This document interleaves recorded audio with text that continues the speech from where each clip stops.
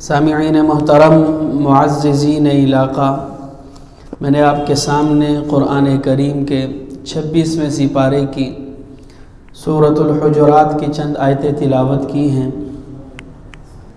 18 اس کی کل آیتیں ہیں، مدنی صورت ہے۔ یہ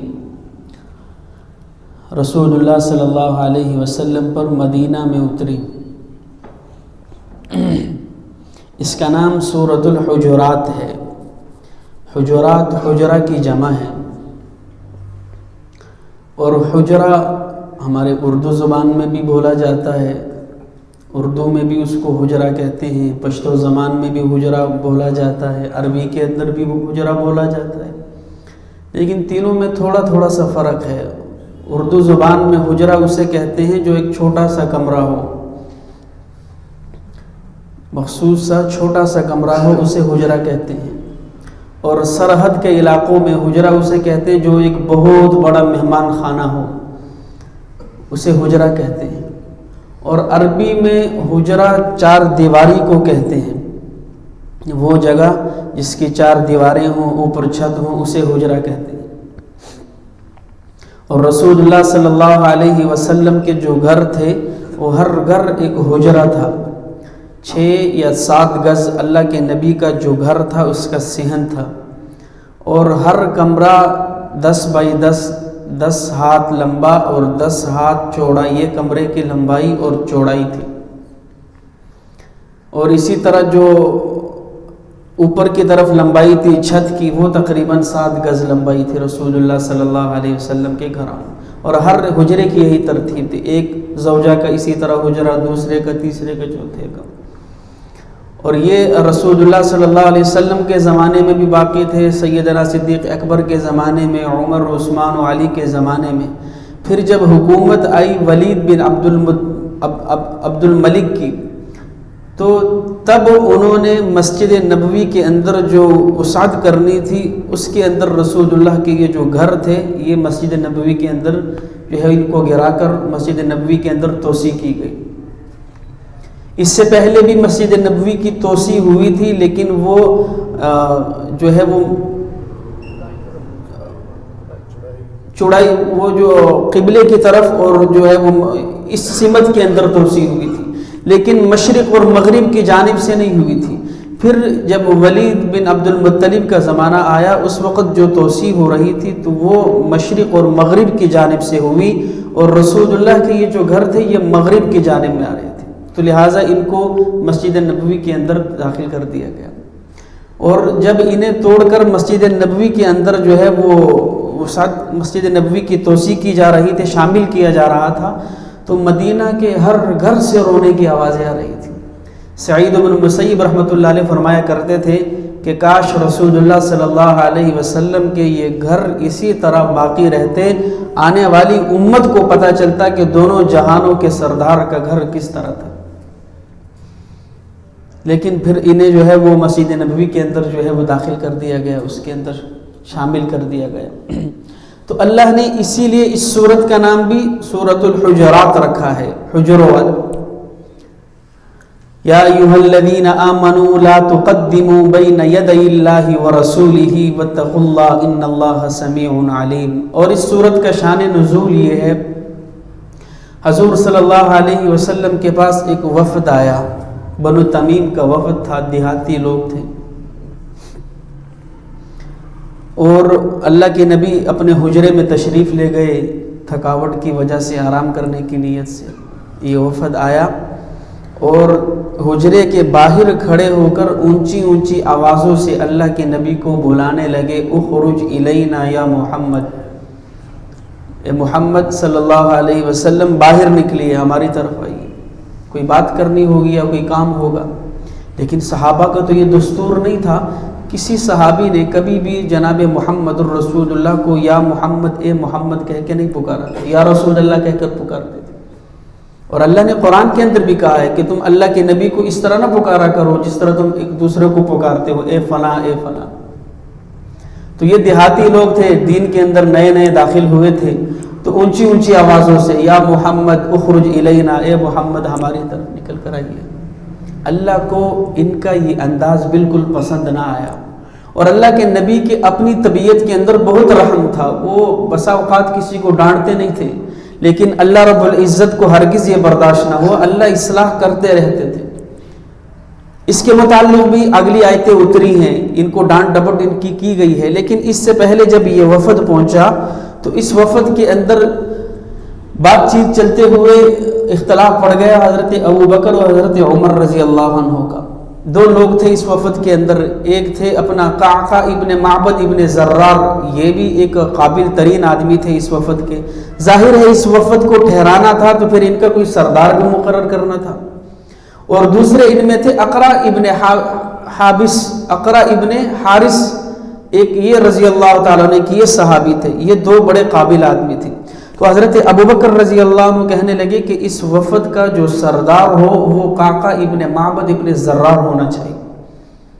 ابھی رسول اللہ نے کسی سے مشورہ ہی نہیں لیا، آپ خاموش بیٹھے ہیں، حضرت ابوبکر نے خود اپنی رائے پیش کر دی۔ اتنے میں حضرت عمر بول پڑے کہ نہیں یا رسول اللہ، اس وفد کا جو سردار ہو وہ اقرا ابن حارث ہونا چاہیے۔ اللہ کے نبی بھی خاموش ہیں۔ حضرت ابوبکر عمر سے کہنے لگے میں جب بھی مشورہ دیتا ہوں آپ اس میں ضرور کوئی نہ کوئی بات کر دیتے ہیں۔ فرمایا نہیں، میں نے اس لیے نہیں کی کہ میں آپ کے مخالف جا رہا ہوں، بلکہ میں نے اپنی رائے پیش کی ہے۔ یہ ان دونوں کی باتیں ہو رہی تھی کہ ان دوران ان کی آوازیں تھوڑی سی اونچی ہو گئی، آپس میں گفتگو کرتے ہوئے اللہ کے نبی بیٹھے ہوئے ہیں، ان کی آوازیں اونچی ہو گئی۔ اللہ نے فوراً قرآن کریم کی آیت اتار دی، یا ایھا الذین آمنوا لا تقدموا بین یدی اللہ ورسولہ واتقوا اللہ ان اللہ سمیع علیم۔ اے ایمان والو، اللہ اور اس کے رسول کے سامنے آگے بڑھ بڑھ کر بات نہ کرو۔ اللہ نے فوراً ان کو جو ہے وہ ان کی اصلاح کر دی کہ وہ تو خاموش ہیں، محمد الرسول اللہ رحیم ہے، کریم ہے، برداشت کر رہے ہیں، لیکن اللہ ہرگز ایسا برداشت نہیں کرے گا۔ آپ ان کے سامنے اونچی آواز سے، ان سے بڑھ کر، ابھی رسول اللہ نے مشورہ مانگا ہی نہیں ہے تو تم بڑھ کر مشورہ کیوں دے رہے ہو؟ اس آیت کے اندر دو تنبیہیں کی گئی، ایک اللہ کے نبی نے جب آپ سے رائے لی نہیں ہے تو خود سے رائے کیوں دے رہے ہو محمد الرسول اللہ، اور دوسری آیت یا ایھا الذین آمنوا لا ترفعوا اصواتکم فوق صوت النبی، کہ اے ایمان والو اللہ کے نبی کے سامنے اپنی آوازیں بلند نہ کرو، پست آواز کے ساتھ جناب محمد الرسول اللہ کے ساتھ گفتگو کرو۔ اور جب یہ آیتیں اتری تو پھر حضرت ابو بکر کی یہ حالت تھی کہ وہ رسول اللہ کے کان کے قریب بات کیا کرتے تھے کہ میری آواز اونچی نہ ہو جائے۔ حضرت عمر اس انداز میں گفتگو کرتے تھے کہ رسول اللہ کو پوچھنا پڑتا تھا عمر کیا کہا تم نے؟ یہ ان لوگوں کی جو ہے وہ حالت ہو گئی۔ اسی طرح ایک صحابی تھے حضرت ثابت ابن قیس رضی اللہ تعالیٰ عنہ، اور یہ مدینہ کے اندر انہیں خطیب انصار کہا جاتا تھا، یہ انصار کے خطیب تھے۔ ظاہر ہے جو خطیب ہو وہ جوشیلا بھی ہوتا ہے، اور خطیب بھی انہیں اسی لیے مقرر کیا گیا تھا کہ ان کی آواز بہت بلند تھی۔ کہیں پہ کوئی ایسا موقع پیش آ جاتا کہ اگلا سمجھانے سے نہیں سمجھ رہا تو اللہ کے رسول اس کو آگے کر دیتے کہ تم جانو اور یہ جانے، اور پھر جب یہ تقریر شروع کرتے تھے تو گھنٹہ گھنٹہ تقریروں میں لگا دیتے۔ تو ان کی طبیعت، ان کے مزاج، ان کی آواز قدرتی طور پر اونچی تھی۔ جب یہ آیتیں اتری اور انہیں معلوم پڑا کہ یا ایھا الذین آمنوا لا ترفعوا اصواتکم فوق صوت النبی ولا تجہروا له بالقول کجہر بعضکم لبعض ان تحبط اعمالکم، کہ اگر تم نے اپنی آوازیں محمد الرسول اللہ کی آواز سے اونچی کر دی تو اللہ تمہارے اعمال کو غارت کر دے گا، برباد کر دے گا، تمہیں پتہ تک نہیں چلے گا۔ خبر پہنچی، یہ آیت اتری ہے، گھر میں بیٹھ گئے، 2 دن 3 دن 4 دن گزرے، رسول اللہ نے دیکھا کہ ثابت ابن قیس نماز پڑھنے نہیں آ رہے۔ صحابی کو بھیجا جاؤ پتہ کر کے آؤ، ثابت ابن قیس مسجد نہیں آ رہے، بیمار ہیں، کیا پریشانی ہے؟ گھر گئے پتہ کرنے، دیکھا کہ برا حال ہے، رو رہے ہیں، بیٹھے ہوئے ہیں، کیا ہو گیا ثابت؟ کہا تمہیں نہیں پتہ اللہ نے قرآن کے اندر آیت اتاری ہے کہ جس کی آواز محمد الرسول اللہ کی آواز سے اونچی ہو گئی اس کے سارے اعمال برباد ہو گئے، اور میں تو کئی دفعہ رسول اللہ سے اونچا بولا ہوں، میرے تو سارے اعمال ختم ہو چکے ہوں گے۔ اور صحابی آ گئے، یا رسول اللہ ثابت تو اس حالت کے اندر بیٹھا ہوا ہے، پریشان ہے، میرے سارے اعمال برباد ہو گئے۔ اللہ کے نبی نے واپس پیغام بھیجا، فرمایا جاؤ ثابت سے کہو کہ تمہیں خوشخبری دیتا ہوں کہ تم اہل جنت میں سے ہو، تم جان بوجھ کر ایسا نہیں کرتے، تمہاری آواز ہی ایسی ہے، یہ تو ان لوگوں کے لیے ہے کہ جو محمد الرسول اللہ کے سامنے خود بخود سے آواز بلند کرتے ہیں۔ تو اللہ نے کہا یا ایھا الذین آمنوا لا تقدموا بین یدی اللہ ورسولہ واتقوا اللہ ان اللہ سمیع علیم، اے ایمان والو تم اللہ اور اس کے رسول کے سامنے بڑھ بڑھ کر بات نہ کرو، کچھ کام نہ کرو، واتقوا اللہ، اللہ سے ڈرو، ان اللہ سمیع علیم، اللہ سننے والا اور جاننے والا ہے۔ علماء نے لکھا ہے کہ یہ آیت تو چلو صحابہ کے لیے تھی، بعد والوں کے لیے اس کے کیا احکامات ہیں کہ آج بھی اگر رسول اللہ کا کوئی حکم کسی کے سامنے، کوئی فیصلہ، کوئی حکم آ جائے اور انسان اس کی مخالفت کرے، اپنی رائے رکھے، تو فرمایا یہ بھی اس آیت کے اندر داخل ہے۔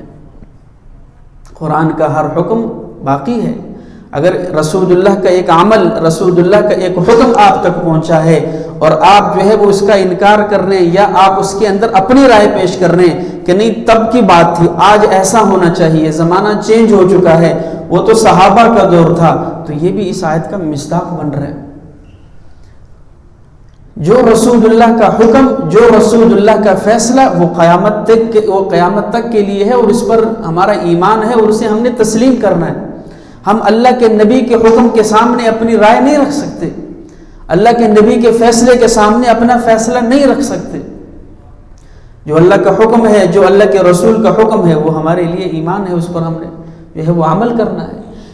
لا تقدموا بین یدی اللہ ورسولہ واتقوا اللہ ان اللہ سمیع علیم۔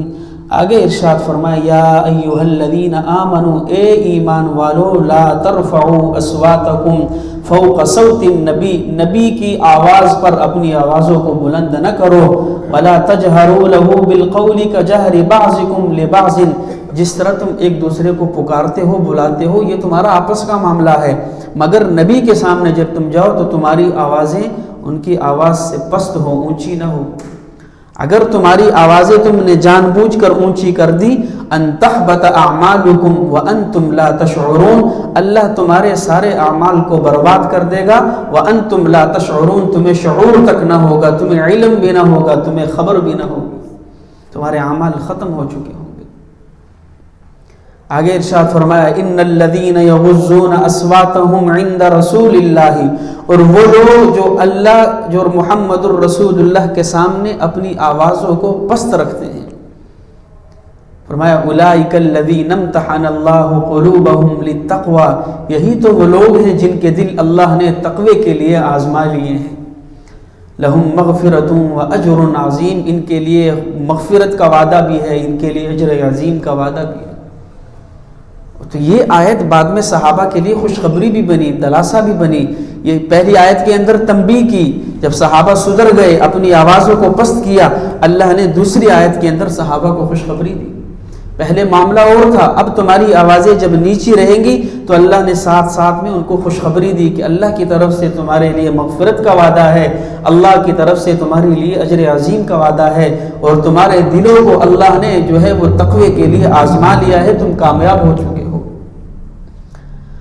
آگے ارشاد فرمائیں، اب یہ اس وفد کے متعلق خصوصی طور پر یہ آیت اتری کہ جو وفد آیا تھا اور حجرات کے باہر سے کھڑے ہو کر بلند آواز سے پکار رہا تھا اخرج الینا یا محمد، اخرج الینا یا محمد، اللہ نے خصوصاً یہ آیتیں اتاری ان الذین ینادونک من وراء الحجرات اکثرهم لا یعقلون، کہ وہ لوگ جو نبی کو حجرے کے پیچھے سے آوازیں دیتے ہیں، فرمایا اکثرهم لا یعقلون، ان میں اکثر کے پاس عقل نہیں ہے۔ اللہ نے تنبیہ کی کہ تم نبی کو کیسے دوسروں کی طرح بلند آواز سے پکار رہے ہو، اور ساتھ میں آگے ارشاد فرمایا وَلَوْ أَنَّهُمْ صَبَرُوا حَتَّى تَخْرُجَ إِلَيْهِمْ، یہاں تک کہ اگر تم صبر کرتے اور یہ جناب محمد الرسول اللہ اپنے حجرے سے نکل کر تمہاری طرف آتے۔ اس میں علماء نے ایک اور نقطہ بیان کیا، وَلَوْ أَنَّهُمْ صَبَرُوا، ایک تو تم رسول اللہ کے پاس نہ آتے، تم آتے مسجد نبوی میں ٹھہرتے، جو ہے وہ انتظار کرتے، اور آگے فرمائے حتی تخرج الیہم، یہاں تک کہ محمد الرسول اللہ گھر سے نکلتے پھر تم سے ملنے آتے، تب اگر محمد الرسول اللہ گھر سے نکلتے الیہم کسی اور کام سے جا رہے ہوتے، تب بھی تمہارے لیے یہ بات ٹھیک نہیں تھی کہ تم انہیں رستے میں روک کر اپنا عذر پیش کرتے۔ ایک تو تم نے ایک غلطی کی کہ محمد الرسول اللہ کے گھر کے پاس آ کر ان کو بلند بلند آوازوں سے پکار رہے ہو، دوسرا تمہیں کرنا یوں چاہیے تھا کہ تم ان کا انتظار کرتے، پھر محمد الرسول اللہ گھر سے نکلتے، اگر وہ کسی اور کام کی طرف جا رہے ہوتے تب بھی تمہارے لیے ٹھیک نہیں تھا کہ تم ان کو روکتے اور اپنی بات پیش کرتے، تب تمہارے لیے ٹھیک تھا کہ وہ گھر سے نکلتے اور تمہارے ہی پاس آتے، پھر تم اپنی بات پیش کرتے۔ فرمایا وَلَوْ أَنَّهُمْ صَبَرُوا، اگر یہ لوگ صبر کرتے، حَتَّى تَخْرُجَ إِلَيْهِمْ، یہاں تک کہ محمد الرسول اللہ نکلتے، إِلَيْهِمْ اور انہی کی طرف جاتے، لَكَانَ خَيْرًا لَهُمْ، ان کے لیے بڑا بہتر تھا۔ واللہ غفور الرحیم، اور اللہ رب العزت جو ہے وہ غفور الرحیم ہے، معاف کرنے والا ہے، رحم کرنے والا ہے۔ آگے ارشاد فرمائے یا ایہا الذین آمنوا ان جاءکم فاسق بنبأ، یہ اس امت کو تنبیہ ہو رہی ہے کہ اے ایمان والو، جب تمہارے پاس کوئی فاسق آئے کوئی خبر لے کر، فتبینوا، تم اس کی تحقیق کر لیا کرو۔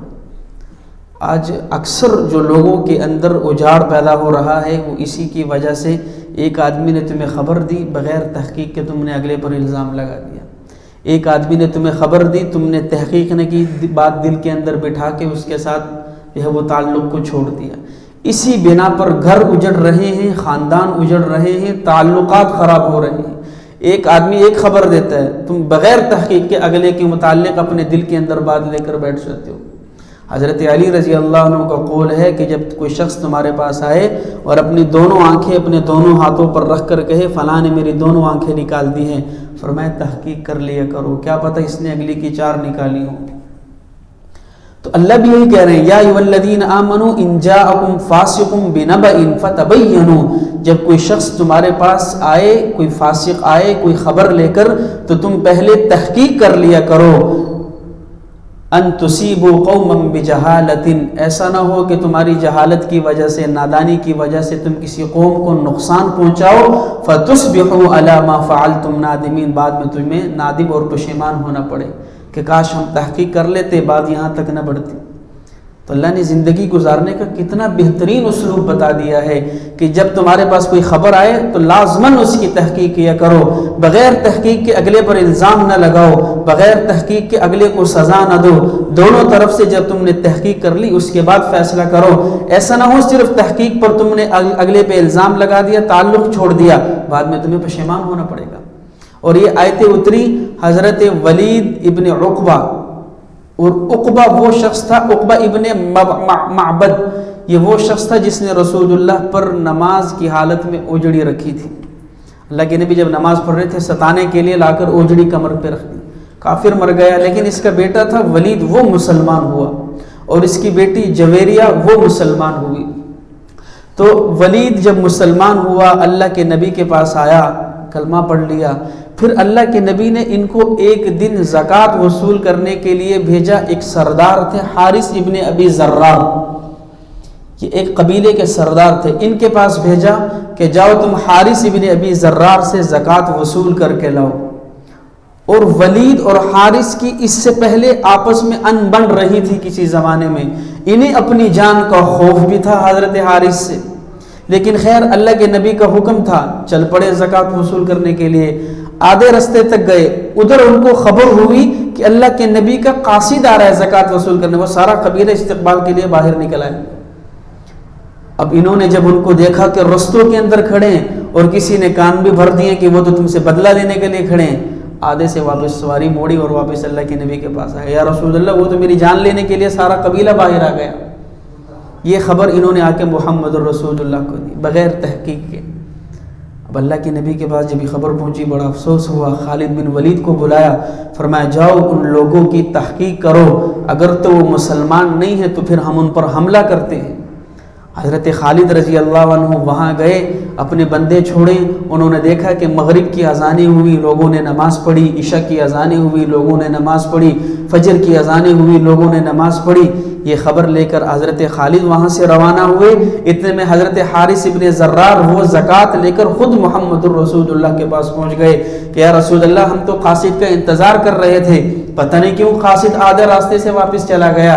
اتنے میں حضرت خالد نے خبر پہنچائی کہ یا رسول اللہ یہ لوگ سچے مسلمان ہیں۔ اتنے میں اللہ نے پھر قرآن کی آیتیں اتاری، یا ایھا الذین آمنوا ان جاءکم فاسق بنبأ فتبینوا، اور رسول اللہ کو کہا کہ جب تمہارے پاس کوئی فاسق خبر لے کر آئے اس کی تحقیق کر لیا کرو. اور ممکن ہے علماء کہتے ہیں کہ اس میں اللہ نے ولید کو فاسق نہ کہا ہو، لیکن جس شخص نے ولید کے کان بھرے تھے شاید اسے اللہ نے فاسق کہا ہے کہ اس نے آ کر حضرت ولید کے کان بھرے کہ یہ لوگ تمہیں مار دیں گے، اور وہ ڈر کے مارے رسول اللہ کے پاس پہنچ گئے.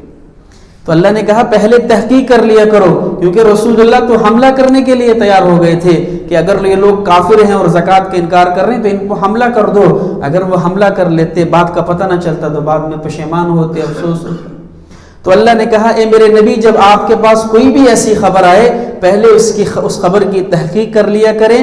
ان تصیبوا قوما بجہالۃ، ایسا نہ ہو کہ نادانی کی وجہ سے تم کسی کو مصیبت میں ڈال دو، فتصبحوا علی ما فعلتم نادمین، بعد میں تمہیں پشیمان ہونا پڑے. یہ اللہ نے زندگی گزارنے کا پہلا اسلوب بتایا. اس صورت کے اندر اللہ نے بڑے بہترین اصول بتائے ہیں زندگی گزارنے کے، جس سے ہمارا معاشرہ بڑا خوبصورت ہو سکتا ہے. دوسرا آگے اللہ نے ارشاد فرمایا وَاعْلَمُوا أَنَّ فِيكُمْ رَسُولَ اللَّهِ لَوْ يُطِيعُكُمْ فِي كَثِيرٍ مِّنَ الْأَمْرِ لَعَنِتُمْ وَلَكِنَّ اللَّهَ حَبَّبَ إِلَيْكُمُ الْإِيمَانَ وَزَيَّنَهُ فِي قُلُوبِكُمْ وَكَرَّهَ إِلَيْكُمُ الْكُفْرَ وَالْفُسُوقَ وَالْعِصْيَانَ أُولَٰئِكَ هُمُ الرَّاشِدُونَ. اللہ صحابہ کو کہہ رہے وَاعْلَمُوا أَنَّ فِيكُمْ رَسُولُ اللَّهِ، رسول اللہ تم جان لو کہ جب تم میں جناب محمد الرسول اللہ موجود ہو.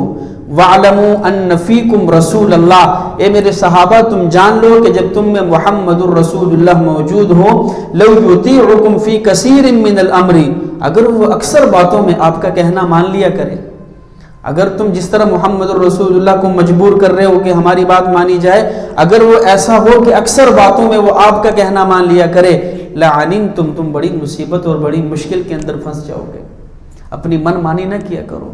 اگر محمد الرسول اللہ تمہاری اکثر باتیں مان لیا کرے جس طرح تمہاری باتیں ہیں تو وہ تو بڑی مشکل کے اندر تم لوگ آ جاؤ گے.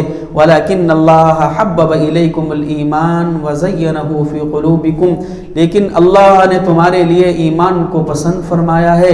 وَزَيَّنَهُ فِي قُلُوبِكُمْ، اس ایمان سے تمہارے دلوں کو مزین کر دیا. وَكَرَّهَ إِلَيْكُمُ الْكُفْرَ وَالْفُسُوقَ وَالْعِصْيَانَ، اور اللہ نے تمہارے لیے کفر کو، فسق کو اور گناہوں کو ناپسندیدہ بنا دیا ہے. اولئک هم الراشدون، اللہ کرے یہی تو وہ لوگ ہیں جو ہدایت پر ہیں. یہ صحابہ کی اللہ نے ساتھ میں خصوصیت بیان کی کہ صحابہ وہ لوگ ہیں کہ اللہ نے ان کے لیے ایمان کو خوبصورت بنایا اور اس کو ان کے دلوں کے اندر مزین کر دیا، اور اللہ نے صحابہ کے ہاں کفر ہے، فسق ہے، گناہ ہے، اللہ نے ان کے ہاں ناپسندیدہ بنا دیے ہیں، اور یہ لوگ جو ہے وہ ہدایت پر ہیں. آگے اللہ نے ارشاد فرمایا فضلا من اللہ ونعمہ واللہ علیم حکیم، اور در حقیقت یہ اللہ کا فضل اور اس کی نعمت ہے، اور اللہ جاننے والا، حکمت والا ہے. وَإِن طَائِفَتَانِ مِنَ دوسرا اسلوب وَإِن طَائِفَتَانِ مِنَ الْمُؤْمِنِينَ اقْتَتَلُوا فَأَصْلِحُوا بَيْنَهُمَا. اللہ کہہ رہے اہل ایمان سے مخاطب ہو کر کہ جب دو گروہ آپس میں لڑ چکے ہوں، اللہ کہہ رہے ہیں تم ان کے درمیان صلح کروا دیا کرو. ان کے درمیان وَإِن طَائِفَتَانِ مِنَ الْمُؤْمِنِينَ، جب دو مومن بندے، دو مومن افراد، دو مومن قبیلے، دو مومن خاندان آپس میں لڑ پڑے، فَأَصْلِحُوا بَيْنَهُمَا، ایمان والو تم ان کی صلح کروا دیا کرو. اور یہ صلح کروانا اللہ کا حکم ہے، اس پر بہت اجر ہے. یہاں تک کہ یہ جھوٹ جو ہے، اللہ کے نبی نے فرمایا مسلمان زنا کر سکتا ہے، شراب پی سکتا ہے، ہر برائی کر سکتا ہے، لیکن مسلمان جھوٹ نہیں بول سکتا. مسلمان جھوٹ نہیں بول سکتا، لیکن صلح کروانا اتنی بڑی عبادت ہے کہ اللہ کے نبی نے فرمایا تم صلح کے موقع پر جھوٹ بول سکتے ہو.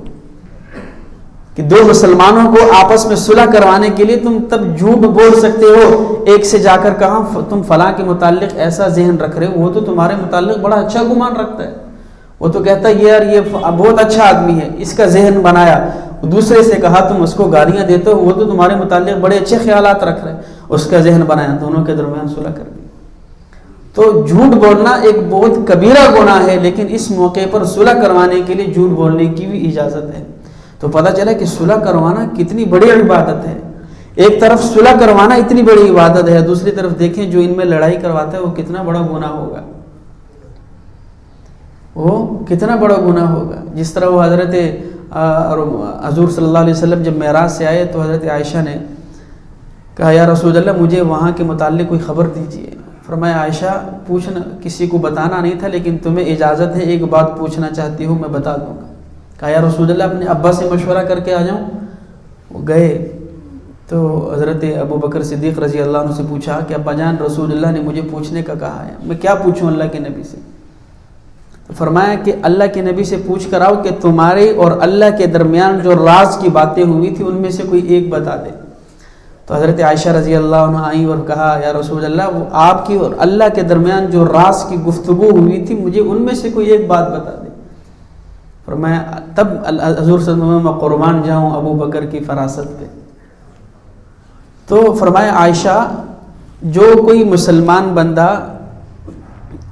بندہ کسی اللہ کے نبی نے فرمایا کہ جو کوئی مسلمان بندہ کسی دوسرے مسلمان کے لیے اللہ کے نبی نے فرمایا کہ جو کوئی مسلمان بندہ اس کی غالباً روایت میرے وہاں سے بھول گئی ہے اچانک کی اللہم صلی اللہ محمد. تو اس موقع پر بہرحال حضرت صدیق اکبر رضی اللہ عنہ نے فرمایا تھا اس آیت کی اس روایت کی مخالفت میں اللہ کے حضرت صدیق اکبر نے فرمایا تھا کہ رسول اللہ نے یاد آ گئی اللہ کے نبی نے فرمایا جو دو مسلمان بندوں کے درمیان صلح کرواتا ہے, جو کوئی دو ٹوٹے ہوئے دلوں کو جوڑتا ہے, ایک مسلمان ہے دوسرا مسلمان ہے دونوں کے درمیان کوئی تفریق آ چکی تھی, جو دو ٹوٹے ہوئے دلوں کو جوڑتا ہے اللہ رب العزت کے ہاں اس کا بڑا مقام ہے. تو یہ اس پر جناب سیدنا صدیق اکبر رضی اللہ عنہ رونے لگے جب اماں عائشہ نے ان کو بتایا کہ اللہ کے نبی نے یوں فرمایا ہے کہ جب دو کوئی ٹوٹے ہوئے دلوں کو جوڑتا ہے اللہ اس کو کتنا نوازتے ہیں. تو سیدنا صدیق اکبر رضی اللہ عنہ رونے لگے. حضرت عائشہ نے فرمایا ابا جان کیوں رو رہے ہیں؟ فرمایا جب ان کو جوڑنے پہ اتنا ثواب ہے اللہ کے ہاں, جو ان کو توڑتا ہے اللہ اس کو کس قدر سزا کے اندر مبتلا فرمائیں گے. تو یہاں پر بھی وہی بات فَأَصْلِحُوا بَيْنَهُمَا, اللہ کہہ رہے ہیں تم دو گروہ کے درمیان اہل ایمان کے درمیان صلح کرواؤ. تو جو کوئی شخص ان کے اندر توڑے گا اللہ اس کو کس قدر سزا دیں گے. اور صلح کروانے کے لیے اللہ نے جھوٹ تک کی اجازت دے دی کہ دونوں کے درمیان صلح کروانے کے لیے تمہیں بطور مجبوری جھوٹ بولنا پڑ جائے تو جھوٹ بول لو لیکن دو مسلمانوں کے درمیان صلح کرواؤ. فَإِن بَغَتْ إِحْدَاهُمَا عَلَى الْأُخْرَى, پھر اگر ان میں سے ایک فریق دوسرے پر زیادتی کرے فَقَاتِلُوا الَّتِي تَبْغِي حَتَّى تَفِيَ إِلَىٰ أَمْرِ اللَّهِ, تم اس زیادتی کرنے والے فریق کے ساتھ لڑو یہاں تک کہ وہ اللہ کے امر کی طرف رجوع کر لے. دو گروہ ہیں, دو افراد ہیں, ان کے درمیان لڑائی ہو چکی ہے, تم صلح کروانے کے لیے جا رہے ہو تو ایک فرد دوسرے پہ زیادتی کر رہا ہے. اللہ کہتے ہیں زیادتی کرنے والے کو روکو, اس کو اللہ کے امر کی طرف لاؤ. اور فَإِن فَاءَتْ فَأَصْلِحُوا بَيْنَهُمَا بِالْعَدْلِ وَأَقْسِطُوا, جب یہ دونوں راضی ہو جائیں تو تم ان کے درمیان صلح کرواؤ عدل کے ساتھ, انصاف کے ساتھ. إِنَّ اللَّهَ يُحِبُّ الْمُقْسِطِينَ, اللہ انصاف کرنے والے کو پسند فرماتا ہے.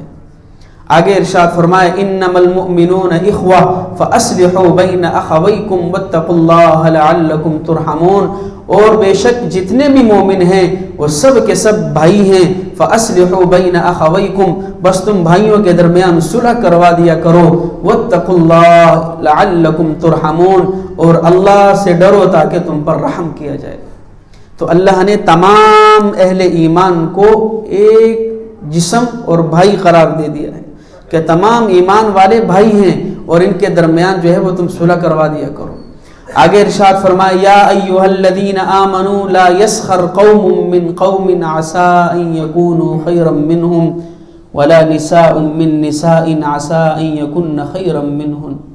اے ایمان والو, تم میں سے کوئی قوم کسی قوم پر ہرگز تمسخر نہ کرے, اس کا مذاق نہ اڑائے.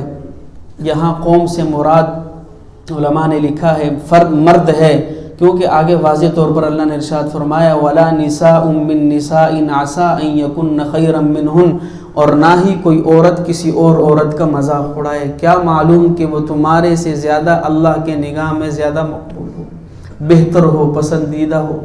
جس کا تم مذاق اڑا رہے ہو، جس کو تم حقیر سمجھ رہے ہو، جس کو تم ہلکا سمجھ رہے ہو، اللہ کہہ رہے ہیں ایسا ہرگز نہ کرو. لا یسخر قوم من قوم، کوئی بھی قوم کسی دوسری قوم کا، کوئی بھی فرد کسی دوسرے فرد کا، کوئی بھی مرد کسی دوسرے مرد کا، وہ قد کے اعتبار سے ہو، جسامت کے اعتبار سے ہو، خوبصورتی کے حساب سے ہو، لباس کے حساب سے ہو، مالداری کے حساب سے ہو، کوئی کسی کو حقیر نہ سمجھے. اللہ نے اس کی قطعاً اجازت نہیں دی ہے. یہ عمومی طور پر ہوتا ہے. اللہ کہہ رہے ہیں اس کی تمہیں قطعاً اجازت نہیں ہے. کیوں؟ ان یکونوا خیرا منہم، تمہیں کیا معلوم کہ وہ تم سے بہتر ہو. حضرت زکریا رحمۃ اللہ علیہ نے ایک واقعہ لکھا ہے، فرماتے ہیں مجھے کسی نے بتایا کہ انہوں نے ایک جنازے کو دیکھا اور وہ جنازہ 3 افراد، 3 مرد اور 1 عورت، 4 لوگ اٹھا کر قبرستان کی طرف لے جا رہے تھے. تو بزرگ فرماتے ہیں کہ میں نے اس عورت سے پوچھا کہ تمہارے علاقے میں کوئی چوتھا فرد نہیں تھا، کوئی مرد نہیں تھا جو اس کا چوتھا پاؤں پکڑ لیتا اور جنازے کو لے جاتا؟ تو وہ عورت کہنے لگی کہ لوگ تو بہت تھے لیکن کسی نے اس کے جنازے کے اندر شامل ہونا مناسب نہیں سمجھا، معیوب سمجھا ہر ایک نے. فرمایا کیوں، کیا لگتا ہے تمہارا؟ کہا یہ میرا بچہ ہے، میرا بیٹا ہے. تو کیوں کسی نے اس کے جنازے میں شرکت کرنا پسند نہ کی؟ فرمایا یہ خسرہ تھا، مشکل خنثی. خسرہ جسے ہمارے عربی میں مشکل خنثی کہتے ہیں اور ہمارے معاشرے میں اس کو خسرہ کہتے ہیں. فرمایا یہ خسرہ تھا، اس کی حرکتوں کی وجہ سے لوگ اسے برا سمجھتے تھے، حقیر سمجھتے تھے. اب یہ جب مرا تو اس کے جنازے میں کسی نے شامل ہونا جو ہے وہ گوارا نہ کیا، اس کو معیوب سمجھا. تو بزرگ فرماتے ہیں میں نے اس عورت سے وہ چوتھا پایا پکڑا اور اپنے کندھے پہ رکھا اور ہم 4 فرد اس کو لے کر گئے. میں نے جنازہ پڑھایا، پھر خود قبر میں اتارا. قبر میں اتارنے کے بعد دعا کی، پھر گھر کی طرف رخصت ہو گیا. رات کا وقت ہے، سویا ہوں، آنکھ لگی ہے. ایک خوبصورت نوجوان ہے، جنت کے باغوں میں ٹہل رہا ہے. میں نے پوچھا کون ہو؟ کہا وہی تو ہوں جس کا آج آپ نے جنازہ پڑھایا ہے. میں تمہاری بخشنے کا سبب کیا ہے؟ کہا میری بخشش کا سبب ہی یہی ہے کہ لوگ مجھے حقیر سمجھتے تھے، ذلت کی نگاہ سے مجھے دیکھتے تھے، اسی لیے اللہ رب العزت نے مجھے معاف کر دیا. تو آج معاشرے کے اندر جسے ہم حقیر سمجھ رہے ہیں، ذلت کی نگاہ سے دیکھ رہے ہیں، مسکین سمجھ رہے ہیں، سادہ سمجھ رہے ہیں، کسی کو کوئی خبر نہیں ہے کہ اس کا اللہ کے ہاں کیا مقام ہے اور میرا اللہ کے ہاں کیا مقام ہے. یہ ایمان کی حالت میں دنیا سے جاتا ہے، شاید میں بے ایمانی کی حالت میں دنیا سے نہ چلا جاؤں. تو اصل تو وہ ہے کہ اللہ کے ہاں اس کا کیا مقام ہے. اللہ کہتے ہیں لا یسخر قوم من قوم عسى ان يكونوا خيرا منهم، کوئی قوم کسی قوم پر، کوئی مرد کسی مرد پر ہرگز اس کا تمسخر، اس کا مذاق نہ اڑائے. تمہیں کیا خبر کہ کون کس سے بہتر ہے. ولا نساء من نساء، اور کوئی عورت کسی اور عورت کا مذاق نہ اڑائے. عسى ان يكن خيرا منهن، تمہیں کیا معلوم کہ ان میں سے کون بہتر ہے. اس پہ مجھے وہ حدیث یاد آ گئی.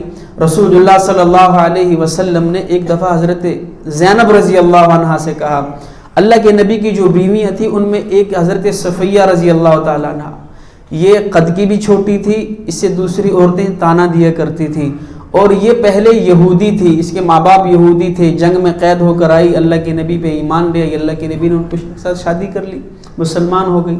تو حضور صلی اللہ علیہ وسلم نے حضرت زینب سے ایک دفعہ کہا کہ اپنی یہ جو اونٹنی ہے یہ کچھ دیر کے لیے حضرت صفیہ کو دے دو، ان کو ضرورت ہے. تو ان کی زبان سے نکلا اس یہودیہ کو دوں. جب یہ الفاظ نکلے تو اللہ کے نبی نے 2.5 مہینے تک حضرت زینب سے گفتگو نہیں کی. اتنے ناراض ہوئے کہ تم نے ایک مسلمان کو یہودیہ کیسے کہہ دیا، تم نے اس کا جو اس کی سابقہ زندگی ہے اس کو کیسے تم نے جو اس کا تانا دیا ان کو. تو بڑے سخت ناراض ہوئے. اسی طرح حضرت بلال حبشی رضی اللہ تعالیٰ عنہ رنگ کے کالے تھے اور شکل و صورت بھی کوئی اتنی خوبصورت نہیں تھی. تو ان کی حضرت ابو ذر رضی اللہ عنہ کی ایک دفعہ نا آپس میں گفتگو ہوئی، تلخ کلامی ہوئی. تو حضرت ابو ذر رضی اللہ عنہ نے، وہ بڑے جو ہے وہ غصے والے طبیعت کے آدمی تھے حضرت ابو ذر رضی اللہ عنہ، سادہ مزاج تھے لیکن غصہ بڑی جلد آ جایا کرتا تھا ان کو. تو صحابہ ان سے جو ہے وہ اسی طریقے کے ساتھ صحابہ ان کے ساتھ پیش آیا کرتے تھے. تو حضرت ابو ذر رضی اللہ عنہ جب ان کی گفتگو ہوئی، تلخ کلامی ہوئی، تو حضرت ابو ذر نے ان کو تانا دے دیا، چپ کر جا کالی ماں کے بیٹے. اب یہ جب سنا تو حضرت بلال رضی اللہ عنہ، پھر پردیسی آدمی تھے، اپنا گھر بھی نہیں تھا، مسجد نبوی کے اندر گئے اور جا کر بیٹھ گئے اور رو رہے ہیں. حضور صلی اللہ علیہ وسلم کو پتہ چلا بلال رو رہا ہے. آپ آئے, آپ نے فرمایا بلال کیوں رو رہے ہو؟ تو کہا اللہ کے رسول کچھ نہیں. کہا نہیں بتاؤ تو صحیح, رو کیوں رہے ہو؟ کیونکہ کبھی بلال کو روتا دیکھا ہی نہیں تھا اللہ کے نبی نے. مارے کھائی تھی, تکلیفیں کھائی تھی, پتھر برداشت کیے تھے, گھسیٹنا برداشت کیا تھا, لوگ ان کو گھسیٹا کرتے تھے گلیوں کے اندر, سب کچھ برداشت کیا تھا, روئے نہیں تھے. لیکن بلال کو روتا ہوا دیکھ کے اللہ کے نبی بھی حیران ہو. فرمایا بلال کیا بات ہے؟ کہ یا رسول اللہ مجھے ابو ذر نے ماں کا طعنہ دے دیا ہے, مجھے ابو ذر نے ماں کا طعنہ دیا ہے. پھر اللہ کے نبی نے حضرت ابو ذر کو بلایا اور فرمایا خبردار آج کے بعد میرے بلال کو کوئی کچھ نہ کہے, آج کے بعد میرے بلال کو کوئی کچھ نہ کہے. تو کسی کے رنگ کا, کسی کے قد کا, کسی کے لباس کا طعنہ یہ اللہ نے اس چیز سے منع کیا ہے. فرمایا لا یسخر قوم من قوم عسى ان يكونوا خيرا منهم ولا نساء من نساء عسى ان يكن خيرا منهن ولا تلمزوا انفسکم. اور آگے واضح طور پر ارشاد فرمایا ولا تلمزوا انفسکم, اور تم میں سے ایک دوسرے پر عیب نہ لگائے. کوئی مسلمان کسی دوسرے مسلمان پر عیب نہ لگائے. تلمزوا انفسکم, اور عجیب بات یہ ہے کہ اللہ نے یہاں پہ کہا کہ تم میں سے کوئی بھی اپنے آپ پر عیب نہ لگائے. انفسکم, تم میں سے اپنے آپ پر کوئی عیب نہ لگائے.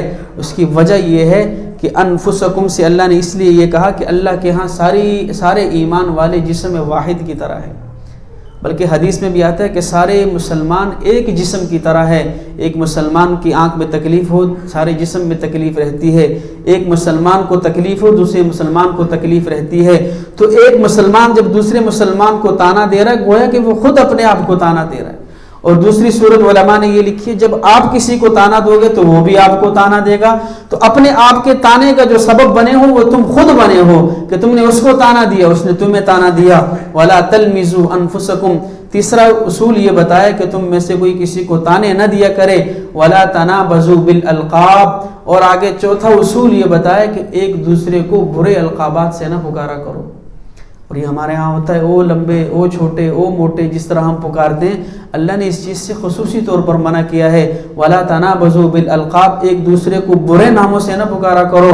اس چیز سے اللہ کے نبی نے منع فرمایا ہے. بئس اسم الفسوق بعد الایمان, ارشاد فرمایا کہ ایمان کے بعد برے ناموں سے پکارنا بہت بڑا گناہ ہے.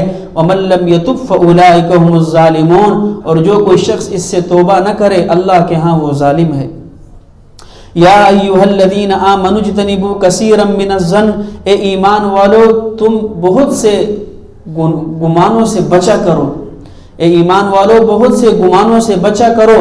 ان بعض الظن اسم, کہ بعض گمان وہ گناہ ہوتے ہیں. بدگمانی جسے کہتے ہیں. اب ایک انسان ہے, آپ نے اس کو دیکھا, اب اس کے متعلق آپ کے ذہن کے اندر کوئی خیال آیا یار یہ شخص مجھے فراڈیا لگتا ہے. چلے اتنی بات اگر ذہن میں آ گئی, علماء لکھتے ہیں کہ یہ چھٹی حس کی وجہ سے ہے, اس کا آ جانا کوئی بڑی بات نہیں ہے. لیکن اس کو پھر عملی جامہ پہنانا کہ یار یہ شخص, اور کسی کو کہنا کہ یہ فراڈیا ہے, اس کے اوپر الزام لگانا, یا فرمایا یہ بہت بڑا گناہ ہے. ان بعض الظن اسم ولا تجسسوا, فرمایا کہ بعض جو بدگمانیاں ہیں وہ گناہ ہے. کہ چلو دل کے اندر تو بات آ گئی لیکن اس کو جو ہے وہ عمل میں لانا یہ بہت بڑا گناہ ہے. اور آگے ارشاد فرمایا ولا تجسسوا, اور تم تجسس نہ کیا کرو. تجسس کسے کہتے ہیں کہ دو شخص ہیں آپس میں گفتگو کر رہے ہیں, وہ تمہیں نہیں سنوانا چاہتے لیکن تم جان بوجھ کر ان کے قریب جا رہے ہو, سننے کی کوشش کر رہے ہو, یا کان کے ساتھ دیوار لگا کر سن رہے ہو یا اندر کیا گفتگو ہو رہی ہے, یا کسی کی کوئی چیز اٹھا کر دیکھ رہے ہو, موبائل ہاتھے چڑھ گئے اس کو کھول کر دیکھو اس کے اندر کیا ہے, اس کی ڈائری ہاتھے چڑھ گئی اس کے اندر کھول کے دیکھو اس کے اندر کیا ہے. کسی کا تجسس کرنا یہ بھی اللہ کے ہاں کبیرہ گناہ ہے, اس چیز سے بھی منع کیا گیا. بلکہ ایک حدیث کے اندر آتا ہے کہ جو کوئی شخص اپنے مسلمان بھائی کی وہ گفتگو سنے جو وہ اسے نہیں سنوانا چاہتا اور یہ سنے, اس کو سننے کی کوشش کرے, قیامت کے دن اس کے کانوں کو شیشے سے بھرا جائے گا. ایک آدمی جب آپ کو نہیں سنوانا چاہتا تم پھر بھی سننے کی کوشش کر رہے ہو, ایک آدمی آپ کو نہیں دکھانا چاہتا تم پھر بھی تجسس کے اندر ہو, یہ کر کے آ رہا ہے, کیا کر رہا ہے, اس کے پیچھے پڑنا, معمولات لینا, اس کے پیچھے بندے لگانا, دیکھنا, اس کی تحقیقات کرنا. اللہ نے اس چیز سے منع کیا ہے. اپنی زندگی گزارو, کسی کے تجسس نہ کرو, کسی کے متعلق بدگمانی نہ کرو. ٹھیک ہے وہ جیسا دکھتا ہے اس کو کرنے دو, اس کا عمل ہے. آگے ارشاد فرمایا ولا یغتب بعضکم بعضا, اور تم میں سے کوئی کسی کی غیبت بھی نہ کرے. کسی کو گناہ کرتا دیکھا یا اس کے اندر وہ برائی ہے، اب لوگوں کے سامنے بیان کر رہے ہیں فلاں زانی ہے، فلاں شرابی ہے، فلاں چغل خور ہے، فلاں جھوٹا ہے۔ ایک صحابی کہنے لگے یا رسول اللہ اگر اس کے اندر وہ عمل ہو، اللہ کے نبی نے جب کہا کوئی کسی کی غیبت نہ کرے، الغیبت اشد من الزنا، غیبت زنا سے بڑا جرم ہے، تو ایک صحابی اٹھ کر کھڑے ہوئے یا رسول اللہ اگر اس کے اندر وہ فعل موجود ہو، فرمایا یہی تو غیبت ہے کہ اس کے اندر وہ عمل موجود ہے، پھر تم لوگوں کو بتا رہے ہو یہ غیبت ہے، اگر وہ عمل نہیں ہے اور تم لوگوں کو بتاتے ہو تب تو بہتان ہے۔ تو عمل اس کے اندر موجود ہے، اللہ نے اس سے بھی منع کیا ہے، اس کا عمل اس کی ذات تک ہے، تم کسی کو نہ بتاؤ۔ اَيُحِبُّ أَحَدُكُمْ أَن يَأْكُلَ لَحْمَ أَخِيهِ مَيْتًا فَكَرِهْتُمُوهُ، غیبت کرنے والا ایسا ہی ہے، اللہ کہہ رہے ہیں تم میں سے کون ایسا شخص ہے جو اپنے مرے ہوئے بھائی کا گوشت کھانا پسند کرے؟ اَيُحِبُّ أَحَدُكُمْ أَن يَأْكُلَ لَحْمَ أَخِيهِ مَيْتًا فَكَرِهْتُمُوهُ، حالانکہ تم اس کو ناپسند کرتے ہو۔ تو غیبت کرنا ایسا ہی ہے جیسے کہ ایک بھائی تمہارا مرا ہوا ہے، تم اس کا گوشت کاٹ کاٹ کر کھا رہے ہو۔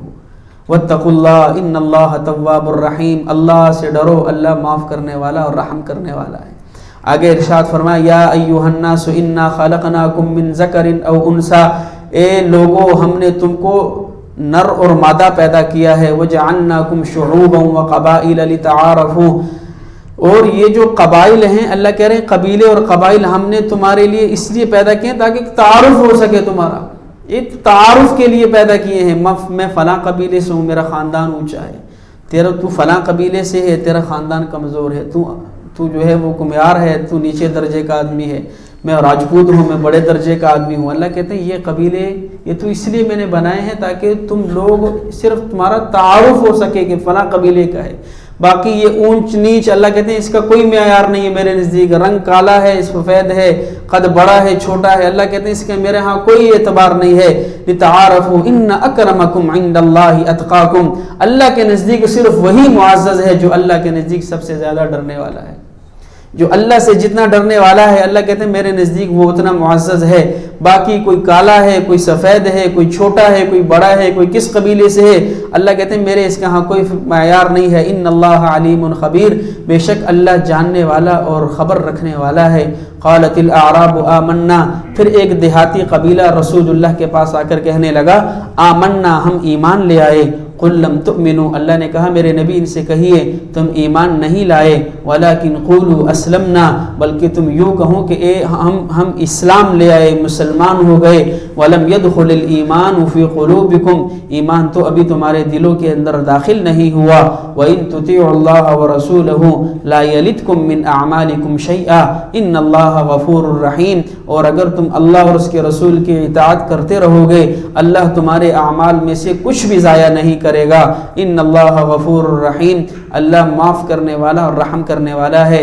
یہ ایک دیہاتی قبیلہ تھا، رسول اللہ کے پاس آیا اور آ کر کہنے لگا اللہ کے نبی دیکھیں ہم بغیر لڑائی کے، بغیر جھگڑے کے، بغیر بحث و مباحثہ کے آپ کے اوپر ایمان لے آئے، فلاں قبیلہ آپ سے لڑ کر ایمان لایا، فلاں قبیلہ اتنے عرصے کے بعد ایمان لایا۔ ان کی غرض یہ تھا کہ اللہ کے نبی ہمیں کچھ نہ کچھ مال دے دیں، تو یہ اس لیے رسول اللہ کے پاس آ کر ہم ایمان لائے۔ اللہ نے فوراً آیت اتاری ان سے کوئی ایمان ابھی نہیں لائے، تم تو اسلام لے کر آئے ہو، ابھی تم نے سر جھکایا ہے، ایمان تمہارے دلوں کے اندر داخل نہیں ہوا۔ ایمان تو اللہ اور اس کے رسول کی اطاعت ہے، اگر وہ کرتے رہو گے تو اللہ تمہارے اعمال کو ضائع نہیں کرے گا۔ آگے ارشاد فرمایا انما المؤمنون الذین آمنوا باللہ ورسولہ، وہ ایمان والے وہ لوگ جو اللہ اور اس کے رسول پر ایمان لائے، ثم لم يرتابوا، پھر شک میں نہ پڑے، وجاہدوا باموالہم وانفسہم فی سبیل اللہ، اور اللہ کے راستے میں جان اور مال کے ساتھ جہاد کرتے رہے، اولئک هم الصادقون، یہی سچے لوگ ہیں۔ قل اتعلمون اللہ بدینکم، اب خصوصی طور پر اللہ ان دیہاتیوں کو ڈانٹ رہے ہیں کہ ان سے کہہ دیجئے تم اللہ کے ہاں اپنے دین کو جتلا رہے ہو، واللہ یعلم ما فی السماوات وما فی الارض، اللہ زمین اور آسمان میں جو کچھ ہے سب جانتا ہے، واللہ بکل شیء علیم، اور اللہ ہر چیز کا علم رکھے ہوئے ہیں۔ یمنون علیک ان اسلموا، اے نبی یہ آپ پر اپنے اسلام کو منوا رہے ہیں، احسان جتلا رہے ہیں۔ یمنون علیک ان اسلموا، یہ تو اپنے ایمان لانے کو آپ پر احسان جتلا رہے ہیں۔ قل لا تمنوا علی اسلامکم، ان سے کہہ دیجئے کہ اپنے ایمان کو مجھ پر احسان، اپنے ایمان کا احسان مجھ پر نہ جتلائیے۔ قل لا تمنوا علی اسلامکم، اپنے اسلام کا احسان مجھ پر نہ جتلائیے، بل اللہ یمن علیکم، بلکہ احسان تو تم پر اللہ نے کر دیا ہے، ان ہداکم للایمان ان کنتم صادقین، کہ اس اللہ نے تمہیں ایمان کی ہدایت اور ایمان کے راستے سے نواز دیا، ان کنتم صادقین، اگر تم سچے طور پر ایمان لے آئے ہو۔ اور رسول اللہ کے پاس آ کر کہنے لگے ہم مسلمان ہو گئے، ایمان لے آئے، تو اپنا احسان جتلا رہے تھے۔ اللہ نے فوراً ڈانٹ دیا، ان سے کہہ دیجئے احسان نہ جتلائے کہ ہم ایمان لے آئے ہیں، تمہارا ایمان لانا محمد الرسول اللہ پر کوئی احسان نہیں ہے، بلکہ احسان تو تم پر اللہ نے کر دیا ہے کہ تمہیں ایمان کی دولت سے نواز دیا ہے۔ تو ہمارا ایمان لانا بھی کسی پر کوئی احسان نہیں ہے، بلکہ یہ تو اللہ کا احسان ہے جو مجھ پر اور آپ پر کر دیا ہے کہ اللہ نے مجھے ایمان کی دولت سے نواز دیا، وگرنہ ہم سے خوبصورت رنگ کے اچھے، مال کے اچھے آج جو ہے بے ایمان دنیا سے جا رہے ہیں۔ کوئی بتوں کی پوجا کر رہا ہے، کوئی اللہ کو نہیں پہچانتا، بے ایمان خوبصورت سے خوبصورت نوجوان ہے، اللہ کی ذات سے ناواقف ہے، دنیا سے جا رہے ہیں، دنیا بھی برباد، آخرت ہمیشہ کے لیے برباد۔ تو ان کے پاس عقل کی کمی بھی نہیں ہے، ان کے پاس دولت کی کمی بھی نہیں ہے، خوبصورتی کی کمی بھی نہیں ہے، آپ کے معاشرے میں آپ کے سامنے ہیں، لیکن بے ایمان جا رہے ہیں، ان کی دنیا بھی ختم ہو، ان کی آخرت بھی ختم۔ تو مجھ پر اور آپ پر اللہ کا احسان ہے کہ اللہ نے مجھے اور آپ کو جناب محمد الرسول اللہ کے امت کے اندر داخل فرمایا اور ایمان کی دولت سے نواز دیا۔ تو اللہ وہی کہہ رہے ہیں بل اللہ یمن علیکم، بلکہ احسان تو اللہ نے تم پر کر دیا، ان ہداکم للایمان، کہ تمہیں وہ راستہ دکھایا جو ایمان والا تھا، ان کنتم صادقین، اگر تم اس پر سچے رہے ہو۔ ان اللہ یعلم غیب السماوات والارض، بے شک اللہ زمین اور آسمان کے تمام پوشیدہ باتوں کو جانتا ہے، واللہ بصیر بما تعملون، اور اللہ دیکھنے والا ہے جو کچھ تم کرتے ہو۔ تو اللہ سے دعا ہے کہ اللہ ہمیں اس پر عمل کرنے کی توفیق عطا فرمائے اور قرآن کو سمجھنے کی توفیق